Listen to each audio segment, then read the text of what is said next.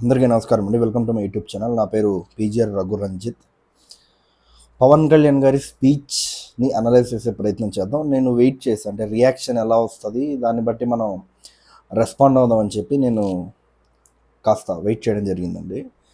So Pawan Kalyan గారు ఆయన అభిమానులకు సంబంధించిన మాట్లాడిన మాటలు కానీ, తర్వాత లింగ్విస్టిక్ డిఫరెన్సెస్, ఆ గొడవ ఏదైతే జరుగుతుందో, ఆ కొలైజన్ అంటారు దాన్ని, ఆ రక్కస్ ఏదైతే క్రియేట్ అవుతుందో దానికి సంబంధించి, తర్వాత యాజ్ యూజువల్ సెక్యులరిజం అని ఏదైతే ఆయన మాట్లాడారో, సో ఈ అంశాలు నేను మాట్లాడే ప్రయత్నం చేస్తానండి. Let's dive in. నిన్న మొత్తం పవన్ కళ్యాణ్ గారి స్పీచ్ చూసిన తర్వాత నాకు ఒకటి అనిపించిందండి. పవన్ కళ్యాణ్ గారి ఆలోచన విధానం ఎక్కడో ఆకాశంలో ఉంటే, ఆయన అభిమానుల ఆలోచన విధానం ఎక్కడో కింద ఉంది. నాకు వచ్చిన ఫీలింగ్ అది. ఎందుకని అంటారంటే, పవన్ కళ్యాణ్ గారు పంచాయత్ రాజ్ శాఖకు సంబంధించిన ఏదైనా ప్రోగ్రాం పెట్టి ఒక ఇనిషియేటివ్ తీసుకున్నా కూడా అక్కడ కూడా ఓజీ ఓజీ ఓజీ నడుస్తుంది. పవన్ కళ్యాణ్ గారు ఏదైనా ఇప్పుడు బహిరంగ సభలు ఇట్లా పెట్టినా కూడా అక్కడ కూడా వెళ్ళి ఓజీ ఓజీ ఓజీ ఓజీ నడుస్తుంది. అదే పవన్ కళ్యాణ్ గారు ఎవరైనా చనిపోతే, పాపం తొక్కిసలాట్లో చనిపోయే వాళ్ళని మనం పరామర్శిద్దాం తిరుపతిలో అని చెప్పి అక్కడికి వెళ్ళినా కూడా అక్కడ కూడా ఓజీ ఓజీ ఓజీ ఓజీ నడుస్తుంది. అంటే నాకు వీళ్ళు ఎలా కనిపిస్తున్నారంటే, ఫస్ట్ థింగ్స్ ఫస్ట్, ఒకవేళ అది పవన్ కళ్యాణ్ ఫ్యాన్సే చేస్తుంటే మీరు అసలు పవన్ కళ్యాణ్ ఫ్యాన్ అని చెప్పుకోవడానికి మీకు అర్హత లేదు.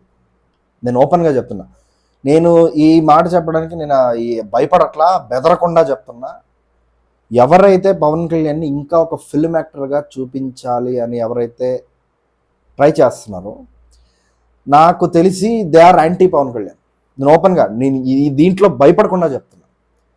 ట్విట్టర్లో ఉన్న కొన్ని పెద్ద పెద్ద హ్యాండిల్స్ కూడా మనం అధికారంలోకి వచ్చిన తర్వాత కూడా హరిహర వీరమల్లు ఓజీ అని వేస్తారు. కానీ నేను ఎప్పుడూ వాళ్ళు పవన్ కళ్యాణ్ గారు తీసుకున్న ఇనిషియేటివ్స్ మీద ఒక స్పేస్ రన్ చేయడం కానీ, లేకపోతే ఒక ఒక అంటే ప్రీవియస్ గవర్నమెంట్ ఏం చేసింది, మనం ఏం చేస్తున్నాం, ఒక అనలైటికల్ పోస్ట్ కానీ నేను చూడలా.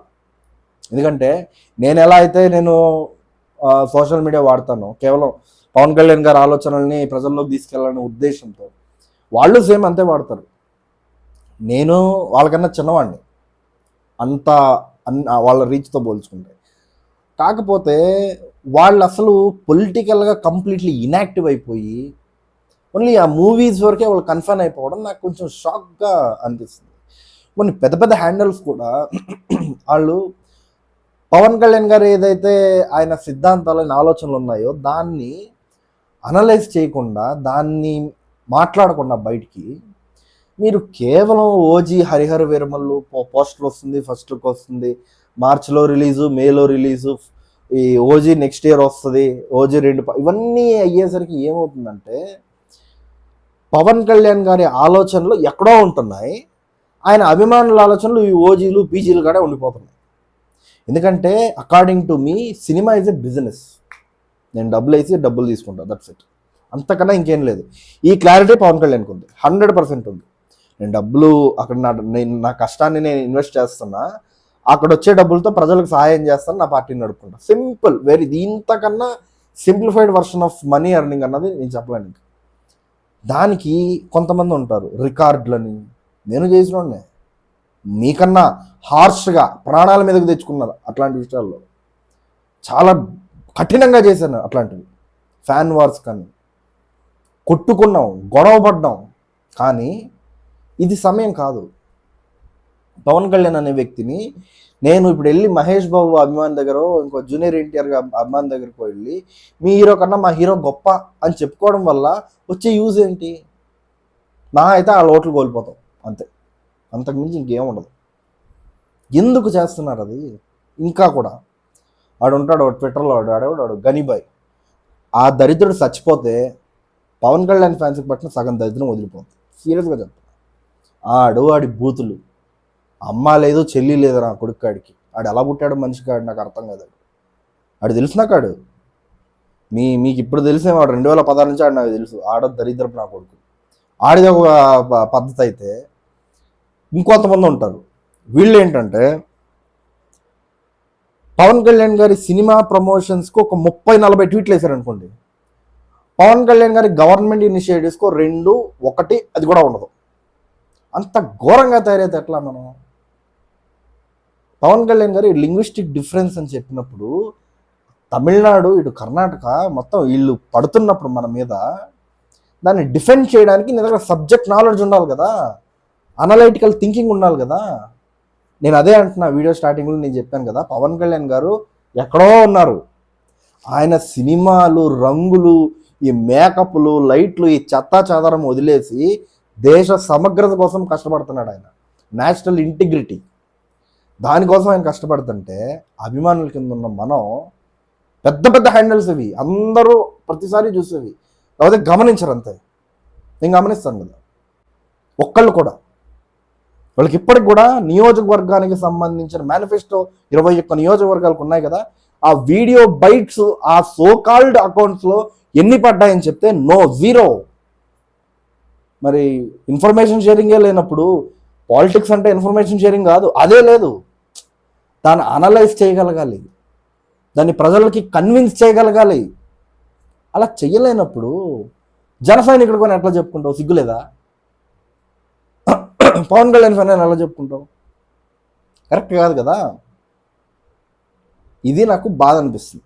I'm appealing to all Pawan Kalyan fans, ఎవరైనా ఇక మీద పవన్ కళ్యాణ్ గారి సభలకు వెళ్తున్న వాళ్ళు, వీడియో చూస్తున్న వాళ్ళు వెళ్తే మీ పక్కన ఎవడన్నా ఓజీ అని నడిస్తే నడుము ఇరిగిపోయేలా దాన్ని నా కొడుకుని చెప్తా, నడుము ఇరిగిపోయేలా. వీలైతే అండ్ ఈ ఏదైనా గొడవనికి తీసుకెళ్ళి కుర్చీ కట్టేసుకోవటం నా కొడుకుని చెప్తానండి. ఎందుకంటే is more toxic than YS Jagan fan నా దృష్టిలో. ఎందుకంటే పవన్ కళ్యాణ్ ఒక పర్పస్ని ప్రజల్లో తీసుకెళ్లాలనే ఆలోచన వస్తున్నప్పుడు, ఆయనకు ఒక థాట్ ఉన్నప్పుడు, నువ్వు ఓజీ అని అనడం వల్ల ఆయన చెప్పాల్సిన పాయింట్ ఆయన చెప్పలేక డైవర్ట్ అయిపోయి, తర్వాత ఆ పాయింట్ ఆయన అసలు ఆ స్పీచ్ మొత్తం అయిపోయిన తర్వాత అది ఇంకా కంప్లీట్గా వెళ్ళిపోయి ఆయన డైవర్ట్ చేయడానికి మాత్రమే సినిమా అరుపులు అరుస్తున్నారు. దయచేసి ఈ సినిమా అన్నదాన్ని దూరం పెట్టాలి, వేస్ట్. నేను ఓపెన్గా చెప్తున్నా, నథింగ్. మీకన్నా పిచ్చోడ్లా పనిచేసేవాడిని చూసేవాడిని పవన్ కళ్యాణ్ సినిమాలు. మీకన్నా పిచ్చినా కొడుకులో సినిమాలు చూసేవాడిని పవన్ కళ్యాణ్ని. అత్తారింటికి దారిది 4 రోజులు 30 days ప్రతి మ్యాట్నీ షో చూసేవాడిని. అత్తారింటికి దారిది, గబ్బర్ సింగ్ మార్నింగ్ షో ఒకటి, నైట్ షో ఒకటి, సమ్మర్లో రిలీజ్ అయిపోయింది కదా, అలా దాదాపు 20 days చూసా. మీకు తెలుసా గబ్బర్ సింగ్ సినిమా నేను చూడకుండా నేను బైహార్ట్ చేసినట్టు చెప్తాను. నేను మీకు డైలాగ్ టు డైలాగ్ ఎప్పుడు ఎవడొస్తాడు, ఎప్పుడు ఎవడెళ్తాడు మొత్తం చెప్పేస్తాను. సేమ్ అత్తారింటికి దారిది కూడా. గోపాల సినిమా, నేను పవన్ కళ్యాణ్ సినిమా రిలీజ్ అయితే ఎలా చూస్తాను అనుకుంటున్నారు మీరు?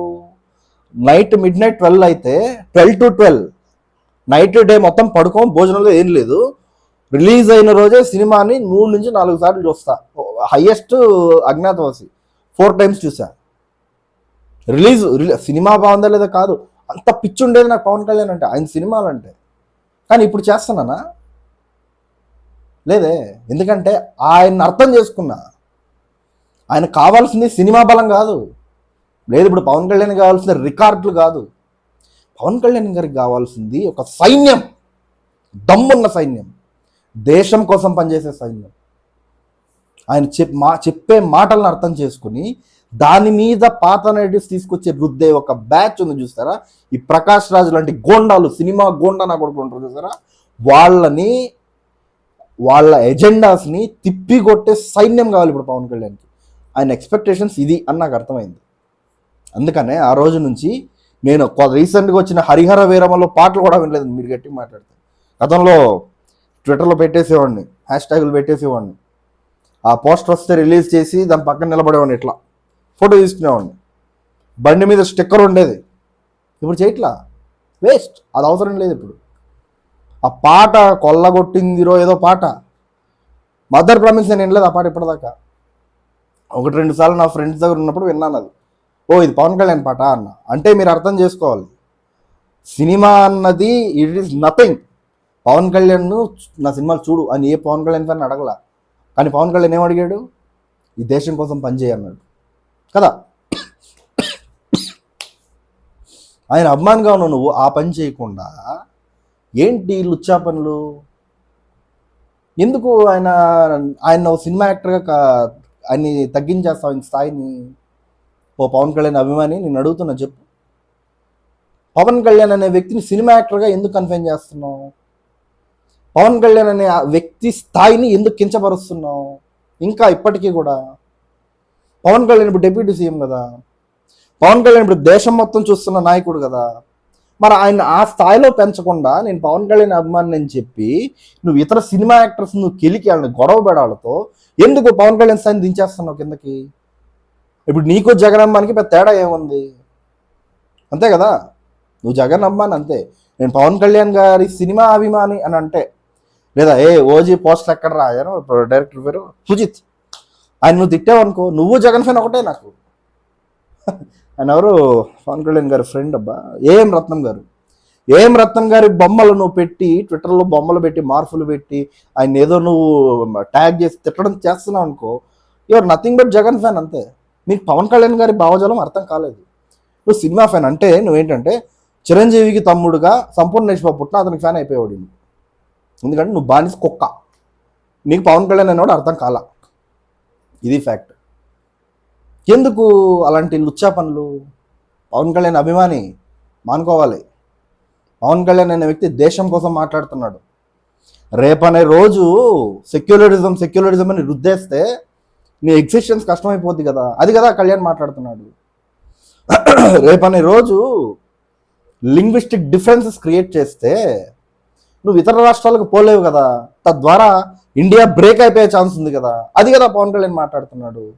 ఇది వదిలేసి ఓజీనా? ఓజీ ఏంది? ఓజీ తొక్కలో ఓజీ, నా బొచ్చులో ఓజీ ఏంది? ఓజీ దేశం ముందు ఓజీ లేదు, బొంగు లేదు. హరిహర వీరమల్ల ఏందిరా? హరిహర వీరమల్లు నా బొంగులో హరిహర వీరమల్లు. రాష్ట్రం ముఖ్యం, దేశం ముఖ్యం, సినిమా ఆ రంగులు కాదు, ఆ రంగుల ప్రపంచం కాదు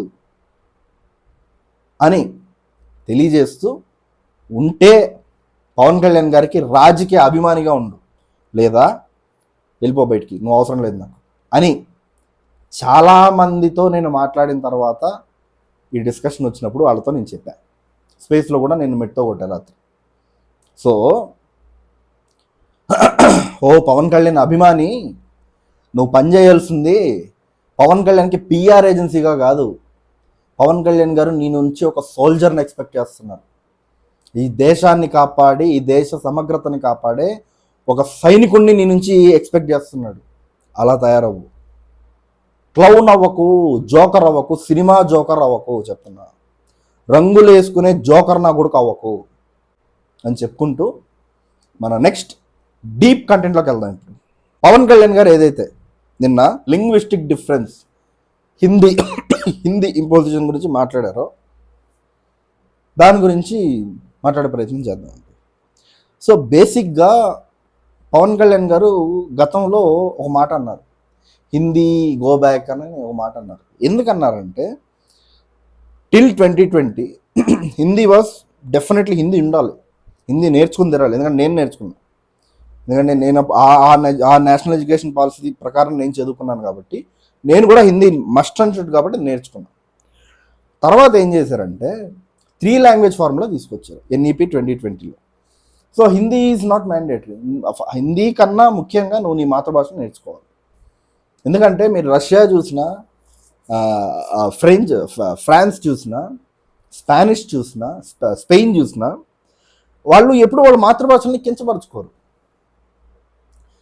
మనం తెలుగు మాట్లాడితే వీడికి చదువు లేనోడు అన్న ఒక భావన ఉంటుంది చూసారా, కన్నడ మాట్లాడితే వీడికి చదువు లేదన్న భావన ఉంది చూసారా, ఇంగ్లీష్ వచ్చినోడు ఆడ అపరమేధావి అన్న ఒక దరిద్రపు ఆలోచన ఉంది చూసారా, దాని మీద పవన్ కళ్యాణ్ గారు యుద్ధం. క్లియర్గా చెప్పాలంటే హిందీ ఇంపోజిషన్, ఉదాహరణకి నీ మతాన్ని నువ్వు పాటించు, ఇతర మతాన్ని నువ్వు గౌరవించు. సేమ్ వే నీ భాషను నువ్వు మాట్లాడు, ఇతర భాషలను నువ్వు గౌరవించు. తప్పేముంది? మీకు అర్థమయ్యేలా చెప్తా. అంటే ఇది చాలా పెద్ద కాంట్రవర్షియల్ టాపిక్. పవన్ కళ్యాణ్ గారు ఎప్పుడు ఇలాంటివే పట్టుకుంటుంటారు. నేను మాట్లాడతాను దీని గురించి. తమిళనాడులో కానీ కర్ణాటకలో కానీ బెంగళూరు, చెన్నైని 2 బిగ్గెస్ట్ సిటీస్ ఉన్నాయి. ఇప్పుడు బెంగళూరుకి ఎవరైనా ఇప్పుడు బయట రాష్ట్రం నుంచి వచ్చి ఇక్కడ పనిచేస్తుంటే నేనే స్వయంగా చూశాను, కన్నడలో మాట్లాడకపోతే అతన్ని తిట్టడం, హిందీలో మాట్లాడితే అదేంటి ఎవరి భాష వాళ్ళకి ఉంటుంది కదా.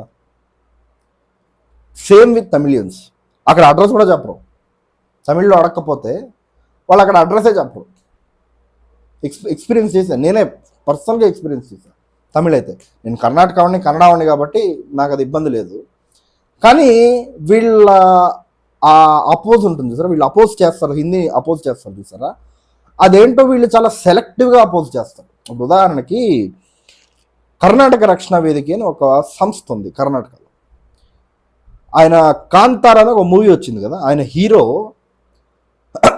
శివాజీ, ఛత్రపతి శివాజీ గారిది బయోపిక్ తీస్తుంటే, అలా ఎలా తీస్తావు, అతను మరాఠా, నువ్వు కన్నడ వాళ్ళ తీయాలి, మేము ఒప్పుకోం అని అన్నారు.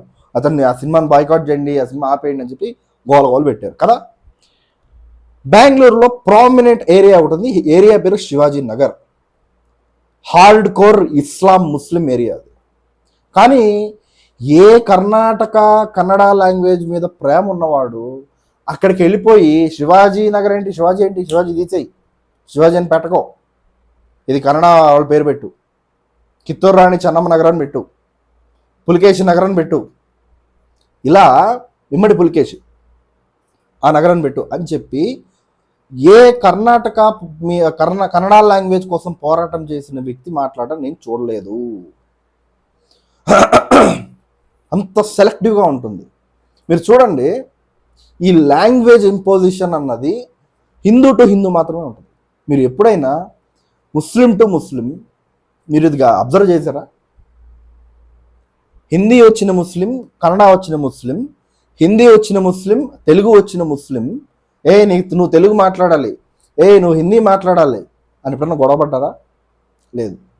సాంస్క్రిట్ లాంగ్వేజ్లో ఉన్న మంత్రాలని మీరు కన్నడలో చెప్పండి, తమిళ్లో చెప్పండి అంటారు కదా. అలా ఎప్పుడైనా ఉర్దూ, అరబిక్లో ఉన్న ఖురాన్ మీరు అక్కడ దాంట్లో చదవకండి, మీరు కర్ణాటక, ఇది ఇండియా, మీరు కన్నడలోనే చదవండి అని మీరు ఎప్పుడైనా విన్నారా? వినరు. ఎందుకంటే కాంగ్రెస్ పార్టీకి అధికారాన్ని అప్పచెప్పేప్పుడు అధికార మార్పిడి జరిగింది కదా, August 15, 1947 రోజున. ఆ అధికార మార్పిడి జరిగే రోజు బ్రిటిషర్స్ చాలా టెక్నికల్గా ఇండియాని కొలాప్స్ చేయడానికి ఒక వ్యూహాన్ని ఏర్పాటు చేశారు. ఆ వ్యూహం పేరే డివైడ్ అండ్ రూల్ పాలసీ. మీరు గమనించవచ్చు, ముస్లిమ్స్ని క్రిస్టియన్స్ని కలిపేసి మైనారిటీస్ అంటారు. మళ్ళీ ఇస్లాంలో 65 కులాలు ఉంటాయి. ఆ కులాలు కూడా మనకు తెలియదు, గుర్తుపెట్టుకోండి. ఈ వీడియో చూస్తున్న మీకు ఎవ్వరికీ ఆ కులాలు తెలియదు. ఆ 65 కులాలు ఉంటాయి, దాని గురించి ఎవ్వరు మాట్లాడరు, ఎక్కడ మాట్లాడరు. క్రైస్తవంలో 3 ఉన్నాయి అనుకుంటా, ఆ 3 గురించి ఎవ్వరు మాట్లాడరు. అన్నిటిని కలిపి దే ఆర్ మైనారిటీస్ అంటారు. హిందూయిజంలో 4 వర్ణాలే ఉన్నాయి, కానీ ఎక్కువ కులాలని చేయడం వల్ల కుల భావన పెంచేశారు. బైలక్ అది వేరే రాష్ట్రాల్లో కొంచెం తగ్గింది, కానీ ఆంధ్రప్రదేశ్లో తగ్గలేదు. మన పవన్ కళ్యాణ్ గారు చెప్పినట్టు కుల భావన అలాగే ఉండిపోయింది. ఇక్కడ మీరు ఒకటి గమనించాలి, వీళ్ళ మీద హిందువులు ఎవరైనా ఇప్పుడు ఇస్లాంని మీరు టార్గెట్ చేస్తారనుకోండి, ఒక ఇస్లాం అబ్బాయిని కొట్టారనుకోండి, ఆ మతానికి సంబంధించిన వాళ్ళందరూ నీ ఇంటి మీదకి వస్తారు. అదే ఇక్కడున్నోడిని అక్కడున్నోడు దాడి చేశాడు అనుకోండి, మనం వెళ్ళాం. యూనిటీ లేదు. చాలామంది చాలాసార్లు మాట మీరు వినుంటారు, మీరు ఎవరితో మాట్లాడేప్పుడు కూడా, అరే ముస్లిమ్స్కి యూనిటీ ఎక్కువ అని. ఎందుకు హిందూస్కి ఎందుకు ఉండకూడదు? అదే మనం చెప్పాడు పవన్ కళ్యాణ్. ఇస్లాంని చూసి నేర్చుకోండి మీరు అని అంటే, ఈ ప్రశ్న లాంటి బోకునా కొడుకులు, యదవనా కొడుకులు, తొత్తరనా కొడుకులు మాట్లాడారు కదా, అదే మాట్లాడారు. ఇప్పుడు ఈ సోకాళ్ళు లోఫర్స్, ఈ గాండోస్ వీళ్ళు ఏం చేస్తారు తెలుసా? పవన్ కళ్యాణ్ గారు ఏదైతే హిందూస్ని యునైట్ చేయడం ద్వారా హిందూయిజం రక్షింపబడుతుందో, ఎంటైర్ చాలా పెద్ద 70-80 కోట్ల మంది రక్షింపబడతారో, ఆ ఎజెండాని వీళ్ళు చంపేస్తారు. రేపనే రోజు హిందువుల మీద దాడి జరిగింది అనుకోండి ఎక్కడైనా ఇండియాలో, ఇంకో హిందూ ఎవడో, ఎందుకంటే యూనిటీ లేదు. తద్వారా ఈ దేశంలో హిందూయిజం కొలాప్స్ అయిపోద్ది. అది ఎజెండా. ఈ ప్రకాష్ రాజు లాంటి చెత్తనా కొడుకులకి ఓవైసీ అక్బరుద్దీన్ కనపడ్డు, పవన్ కళ్యాణే కనిపిస్తాడు. ఈ ప్రకాష్ రాజు లాంటి లోఫర్ నా కొడుకులకి ఓవైసీ అక్బరుద్దీన్ కనపడ్డు, వీళ్ళకి కనిపించేది యోగి మోడీ కనిపిస్తారు, అమిత్ షా కనిపిస్తూ ఉంటారు. అది నాకు అర్థం కాదు. అంటే ఇంతనా మీరు కూడా ఆలోచించాలి. ఇంకో విషయం, I will refer one book, మీరు ఆ బుక్ చదవండి. మీకు ఎందుకు పవన్ కళ్యాణ్ అంత సీరియస్గా చెప్తున్నాడు అన్నది మీకు అర్థమవుద్ది. బ్రేకింగ్ ఇండియా అని ఒక బుక్ ఉంటుంది. Breaking India somewhere 900 and change book. అది రాజీవ్ మాల్హోత్రా గారు రాశారు. అద్భుతంగా రాశారు, అద్భుతంగా. విత్ ఫ్యాక్ట్స్ ఆయన ప్రొవైడ్ చేశారు, విత్ ఫ్యాక్ట్స్. మీరు ఆ బుక్ చదివితే కళ్ళు చెదిరిపోతాయి మీకు. అంటే ఈ దేశాన్ని విచ్ఛిన్నం చేయడానికి ఇన్ని శక్తులు వచ్చాయా అని, అన్నీ, ఒకటి రెండు కాదు. బ్రేకింగ్ ఇండియా బుక్ మీరు చదివితే అండ్ మీకు ఎవిడెన్స్ దొరికేస్తుంది దానికి. ఆ బుక్ చదివి ఇదే నిజం అనుకోవాల్సిన పని లేదు, దాని తాలూకు ఎవిడెన్సెస్ మీకు దొరికేస్తుంటాయి. అంత క్లియర్గా రాశారు అందులో బుక్లో. ఏమీ లేదు, ఈ దేశాన్ని భాష అన్న సెంటిమెంట్తో ఈ దేశాన్ని విచ్ఛిన్నం చేసేయాలి. ఇప్పుడు ఫర్ ఎగ్జాంపుల్ ఏమవుద్ది, నార్త్ ఇండియన్స్ ఇక్కడికి వస్తారనుకోండి, సౌత్, వాళ్ళకి ఇక్కడ రాకుండా నువ్వేం చేయాలి, వాళ్ళ భాష మీద కొట్టాలి. వాడికి స్కిల్ ఉంది కదా, వాడి భాష మీద కొట్టాలి. వాడు ఏం చేస్తారు, అక్కడి నుంచి ఇక్కడికి రావడం మానేస్తాడు. మానేస్తే ఒక ఆర్గ్యుమెంట్ తయారవుద్ది, మనం ఎలాగో సౌత్కి వెళ్ళట్లేదు కదా, కంటెంట్ డివైడ్ చేసేద్దాం అంటాడు, పోద్ది. కాబట్టి పవన్ కళ్యాణ్ లాంటి వ్యక్తులు దీన్ని అడ్డుకోవడానికి చేస్తున్న ప్రయత్నం ఇది. నా భాషని నేను గౌరవిస్తూ ఇతర భాషని గౌరవించు అని అంటే మనం అందరం కలిసి ఉందామని కదా. నా మతాన్ని నేను పాటిస్తా, ఇతర మతాలని నేను కాపాడుతా అని అంటే అన్ని మతాలని కలుపుతున్నట్టు కదా. అంటే దేశ సమగ్రతకు సంబంధించిన అంశం కదా. నా కులాన్ని నేను గౌరవిస్తా, ఇతర కులాలని నేను కలుపుకుని వెళ్తానంటే ఎంటైర్ మొత్తం దేశాన్ని కలుపుతున్నట్టు కదా. ఇది హేట్ స్పీచ్ స్ప్రెడ్ చేసినట్టుందా, ఎన్లైటన్మెంట్ చేసినట్టుందా? నేను కోరుకుంటున్నా, అడగండి ఆంధ్రప్రదేశ్ ప్రజల్ని, నేను కోరుకుంటున్నా. మీరు అడగచ్చు ఇది ఇప్పుడెందుకు అని. మీరు గుర్తుపెట్టుకోండి, 10 to 20 years తర్వాత అన్ని గొడవలు దీని మీద ఉంటాయి, ఇంకేం ఉండదు దేశంలో. ఇదే మెయిన్ గొడవ వద్దు.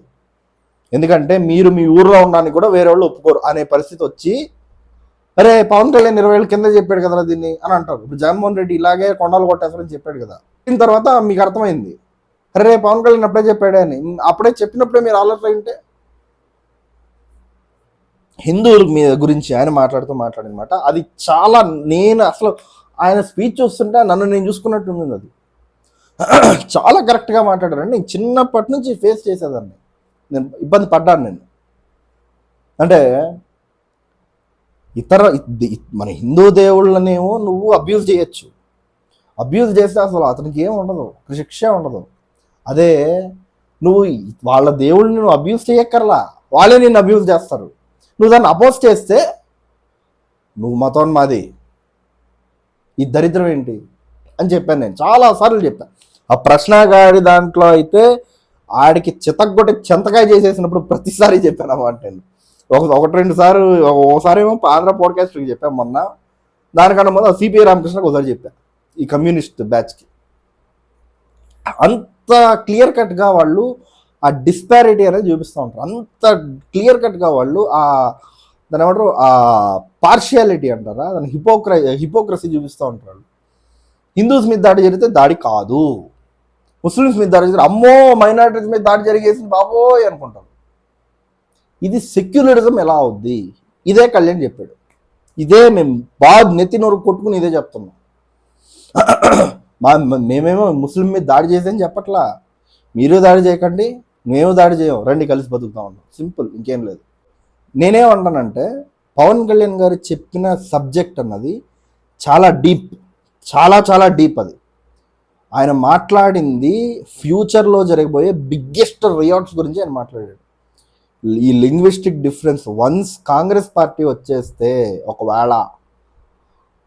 ఒకవేళ మన దరిద్రం కొద్దీ కాంగ్రెస్ పార్టీ వచ్చేస్తే ఇంకా ఈ దేశంలో సనాతన ధర్మం అన్నది ఉండదు, తుడుచుకుపెట్టుకుపోద్ది, ఎథిక్స్ అనేది ఉండదు, దారుణమైన సిచ్యువేషన్లో ఈ దేశం వెళ్ళిపోద్ది, ఇక్కడ బతికే పొజిషన్ ఉండదు. ఎందుకంటే కాంగ్రెస్ పార్టీ వేరు, కాంగ్రెస్ పార్టీని నడుపుతున్న ఇప్పుడు నాయకులు వాళ్ళు దొంగలు, వాళ్ళు మనుషులు కాదు. ఇప్పుడు ఈ సోకాల్డ్ ఉదయనిధి డిఎంకేలు వీళ్ళందరూ కలిశారు కదా, డిఎంకే బ్యాచ్ అంతా. ఈ డిఎంకే బ్యాచ్ మీరు ఎవర్రా అని చూస్తే దే ఆర్ ముస్లిమ్స్. ట్విట్టర్లో వి ద్రవిడియన్స్ అని ఉంటుంది, పేరేంటంటే అది మహమ్మద్ అని ఉంటుంది. ఆ మహమ్మద్ గాడికి సనాతన ధర్మానికి ఏంటి సంబంధం? ఏంటి సంబంధం? అలా ఉంటుంది. ఈ దేశాన్ని, ఈ ధర్మాన్ని, ఈ దేశాన్ని నిలబెట్టిన ఆ సనాతన ధర్మాన్ని మనం కాపాడాల్సిన ఆవశ్యకత ఉంది. పవన్ కళ్యాణ్ గారు ఏదైతే చెప్పారో పూర్తిగా సమర్థిస్తున్నాను నేను. నువ్వు ఇతర భాషల్ని హేట్ చేయాల్సిన పని లేదు. ఇతర భాషల్ని నువ్వు గౌరవించాలి, వాళ్ళకి సెల్ఫ్ రెస్పెక్ట్ అనేది ఇవ్వాలి.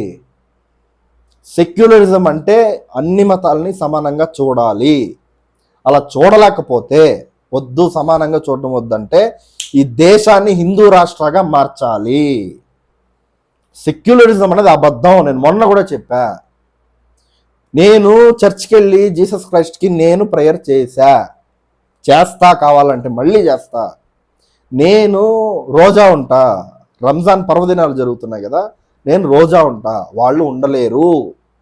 సో సెక్యులరిజం అనేది అబద్ధం, అవునా కాదా? నేను ప్రూవ్ నా పర్సనల్ ఎక్స్పీరియన్సెస్ ఇవన్నీ. సెక్యులరిజం అనేది అబద్ధం, కానీ మనం సెక్యులరిజం అనేది అబద్ధం అని చెప్పి ముస్లిం సోదరుల మీద, క్రైస్తవ సోదరుల మీద దాడులు చేయాల్సిన పని లేదు. వాళ్ళని గౌరవించుకుందాం. మన భారతీయులు కదా, మన వాళ్ళు, మన ఇస్లాం, మన క్రైస్తవ సోదరుల వాళ్ళని గౌరవించుకుందాం. ఇదే పవన్ కళ్యాణ్ చెప్పాడు నిన్న కూడా. అందుకే రంజాన్ పర్వదినాన వాళ్ళకి శుభాకాంక్షలు చెప్పాడు. ఇస్లాం సోదరులని పవన్ కళ్యాణ్ వదలడు, మిమ్మల్ని గుండెల్లో పెట్టుకుంటాడు. ఇస్లాం సోదరులు అంటే పవన్ కళ్యాణ్ గారికి ఎంత ఇష్టం అంటే ఆయన పర్సనల్ టీంలో చాలామంది వాళ్ళే, సెక్యూరిటీ గార్డ్స్ ఎస్పెషల్లీ ఆయన బౌన్సర్లో చాలామంది ముస్లిమ్సే వాళ్ళు, చాలామంది. అది కూడా hard core Hyderabad old city Muslims వాళ్ళందరికీ పవన్ కళ్యాణ్ గారు మెడికల్ ఇన్సూరెన్స్ ఇచ్చాడు. అందరికీ, వాళ్ళ ఇంట్లో ఎవరికైనా ఏదైనా జరిగినా పవన్ కళ్యాణ్ గారు చూసుకుంటారు. అంటే ఇంత ఇష్టం ముస్లిమ్స్ అంటే. ఆయన ఇక్కడ ముస్లిం హేట్ స్ప్రెడ్ చేయట్లా. ఆయన అంటుంది ఏంటంటే వాళ్ళకున్న యూనిటీ మనకు రావాలని అంటున్నాడు అంతే. వాళ్ళని చూసి నేర్చుకోండి మీరు అని అంటున్నాడు అంతే. సో ఇది పవన్ కళ్యాణ్ గారి స్పీచ్కి సంబంధించిన నా విశ్లేషణ. కమెంట్స్ రూపంలో మీ విలువైన అభిప్రాయాలను తెలియజేయాలని కోరుకుంటూ, జై జనసేన, జై హింద్.